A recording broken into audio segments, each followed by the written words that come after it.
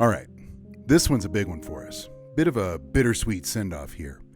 This is the first tiny house in Colorado approved for full-time living under the 2023 code. Yeah, this one's history.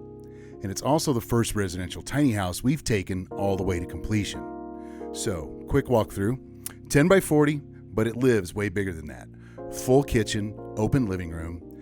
You can throw a sleeper in here and this place will handle a full crew. Now watch this, split bathroom, shower room, toilet room separate here, vanity out in the hall. So you're not stacking people up waiting to get ready. If you got a group heading to the slopes, this thing actually works.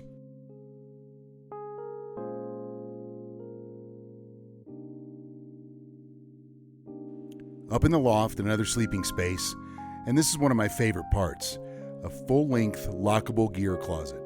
So you can leave your ski gear here, lock it up, and still rent the place out when you're not using it. At the end of the day, this thing sleeps 8, and it's built like a real house because, well, it is one. Now here's what nobody else sees though. This house sat in our yard for almost 2 years. Not because we weren't done, because the rules changed on us. When we started this, tiny houses were kind of the Wild West. Then Colorado ratified the code, and overnight, this went from, yeah, go ahead and build it, to full residential compliance. We had to go back, bring everything up to code after it was already built, and that was not fun. But that's what makes this one different.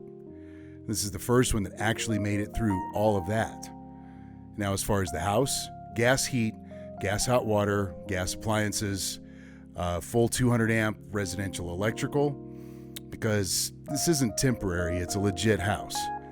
And before we move it, we check everything: height, width, weight, tires, connections, load, because one mistake out here turns into a real bad day out there. Next, it's route and weather and wind, which matters a lot. Clearances also matter. You don't just hook up and send it.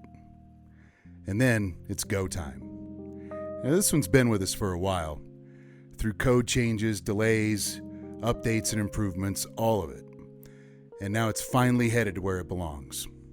It'll get set on a permanent foundation and eventually sit next to their main house as an ADU.